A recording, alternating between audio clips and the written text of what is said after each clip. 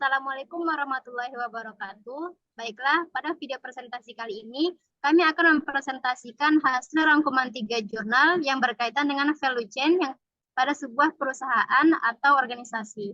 Di mana pada kali ini kami berada di kelompok 3 dengan anggota saya sendiri Ismayani dengan NIM S1 S1 22172 dan teman-teman saya. Saya Ayu Friska Purba dengan NIM F1 S1 22058.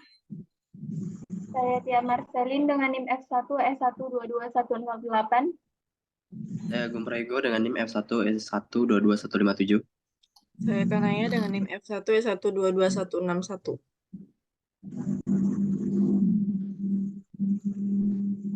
Baiknya, selanjutnya akan dilanjutkan dengan presentasi jurnal pertama oleh Ayu Friska Purba. Kepada Ayu Friska Purba dipersilahkan. Terima kasih. Kami akan lanjut pada jurnal pertama yaitu dengan judul Model Perancangan Proses Bisnis berdasarkan Bisnis Proses Manajemen pada Universitas Dinamika. Dengan pendahuluan menjelaskan pentingnya proses bisnis yang efisien dan efektif dalam mendukung tujuan organisasi. Proses bisnis yang baik dapat meningkatkan produktivitas, optimasi sumber daya manusia, pengambilan keputusan, dan keuntungan organisasi. Di sini ada metodologi. Metodologi terdiri dari 3 tahap, ada permulaan, pengembangan, dan akhir. Tahap ini disusun secara ilmiah dan sistematis untuk menyelesaikan persoalan penelitian. Yang pertama, tahap permulaan. Ada pengumpulan data, di mana aktivitas ini mengumpulkan data berdasarkan studi kasus pada model perancangan di bagian administrasi akademik atau AAK di Universitas Dinamika. Data yang dikumpulkan meliputi tujuan organisasi atau departemen, struktur organisasi, dan tugas pokok serta fungsional. Yang kedua ada merancang kerangka konseptual, di mana ada rencana formulasi perbaikan, mencakup tahapan identifikasi, discovery, analisis, dan desain ulang. Yang kedua ada rencana implementasi dan evaluasi yang mencakup tahap implementasi, monitoring, dan kontrol untuk memastikan proses bisnis berjalan dengan benar. Yang kedua ada tahap pengembangan, di mana ini satu identifikasi, yang kedua discovery, yang ketiga analisis, mengukur kinerja dari pemodelan proses bisnis, analisis risiko dilakukan untuk menentukan prioritas sebagai upaya perbaikan proses bisnis. Yang keempat ada redesign, yang kelima ada implementasi, yang keenam ada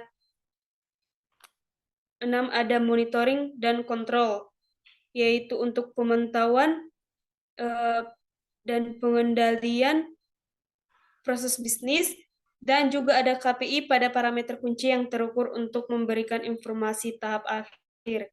Yang ketiga ada tahap akhir, di mana ini mengevaluasi dan juga meliputi identifikasi dari discovery, analisis, redesign, implementasi plan, dan evaluasi plan.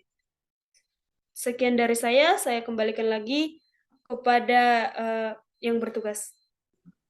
Baiklah, akan dilanjutkan oleh Kanaya. Kepada Kanaya dipersilakan. Baiklah, di sini saya akan membahas hasil dan tahapan pemula. Yang pertama ada pengumpulan data. Data dikumpulkan dari bagian administrasi akademik Universitas Dinamika. Data yang diperoleh meliputi tujuan organisasi, struktur organisasi, dan tugas pokok serta fungsional. Yang kedua ada kerangka konseptual. Model perancangan pemodelan bisnis berdasarkan BPM menghasilkan 2 perencanaan utama. Yang pertama ada perancangan formulasi perbaikan, yang kedua ada perancangan implementasi dan evaluasi. Hasil dan tahapan pengembangan. Perencanaan formulasi perbaikan ada beberapa poin. Yang pertama ada identifikasi, yang kedua ada discovery, yang ketiga ada analis, yang keempat ada redesign. Perancangan implementasi dan evaluasi. Perubahan dari proses bisnis saat ini diterapkan menuju proses dan ditargetkan. Menggunakan gap analisis untuk menyusun tahapan perencanaan implementasi.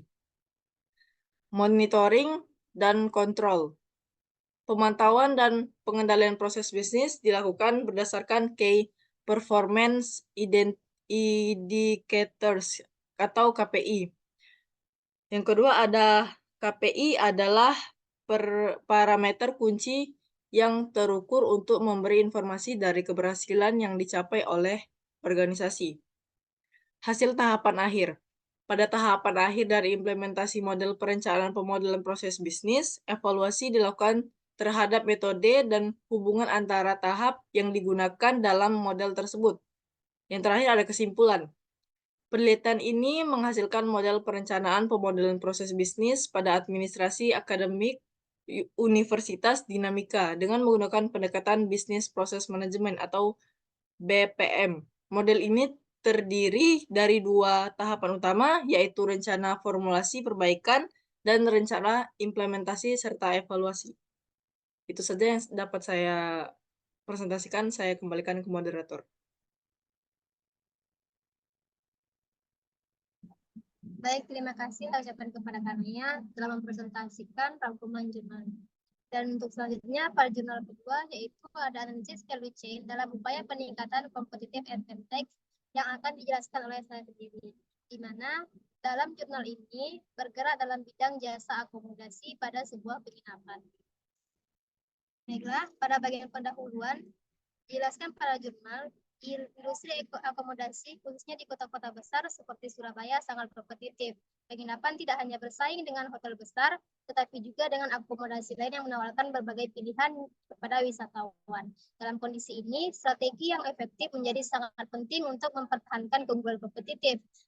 Penginapan remaja Jawa Timur memilih untuk fokus pada strategi cost leadership atau kepemimpinan biaya yang bertujuan untuk menawarkan harga yang lebih mudah lebih rendah tanpa mengorbankan kualitas layanan dan fasilitasnya. Dan yang kedua yaitu adalah latar belakang. Pada penelitian ini dilakukan dalam konteks persaingan yang ketat di industri akomodasi, di mana tujuan utamanya adalah untuk memahami bagaimana analisis value chain dapat digunakan untuk mengidentifikasi aktivitas yang dapat meningkatkan keunggulan bersaing melalui pengurangan biaya. Fokus pada value chain diharapkan dapat membantu penginapan remaja Jawa Timur mengidentifikasi area yang dapat dioptimalkan untuk mengurangi biaya operasional dan meningkatkan efisiensi sehingga mereka dapat menawarkan harga lebih kompetitif kepada pelanggan. Kemudian untuk tujuan penelitian ini yaitu yang pertama mengidentifikasi aktivitas primer dalam value chain penginapan remaja Jawa Timur yang mendukung strategi cost leadership.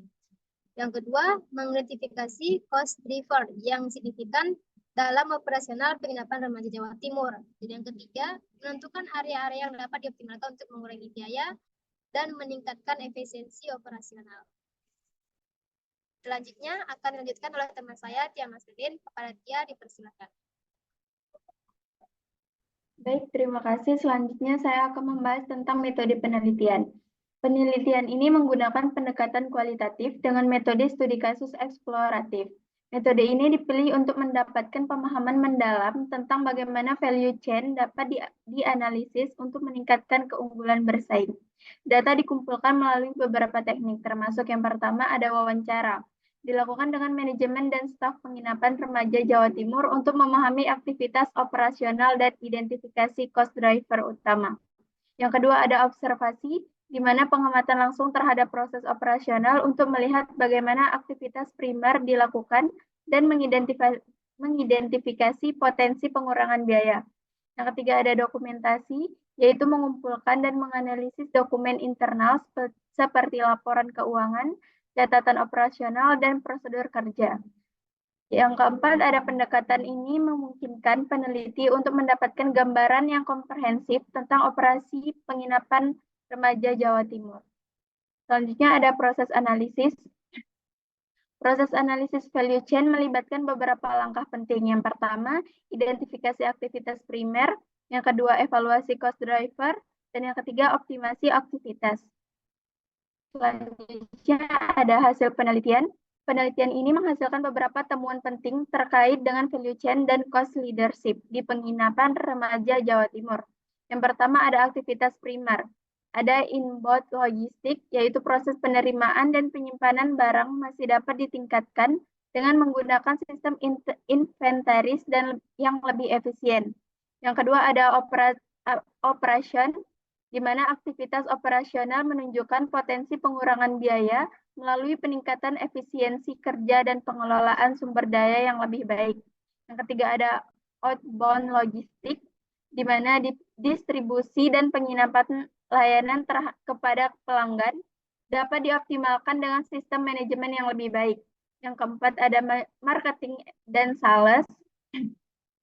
Strategi pemasaran saat ini sudah cukup efektif, tetapi masih ada ruang yang untuk meningkatkan efisiensi biaya. Dan terakhir ada service, di mana layanan purna jual dapat ditingkatkan dengan pelatihan staf dan penggunaan teknologi untuk meningkatkan kepuasan pelanggan.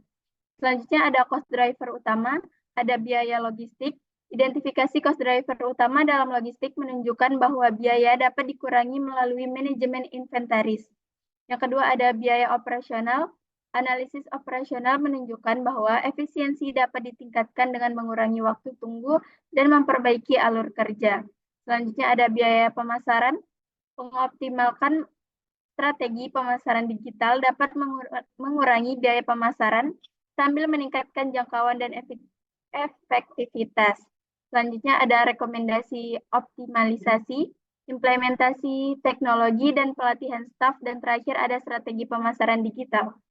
Kesimpulannya, penginapan remaja Jawa Timur dapat mempertahankan dan meningkatkan posisi kompetitifnya dengan fokus pada strategi cost leadership.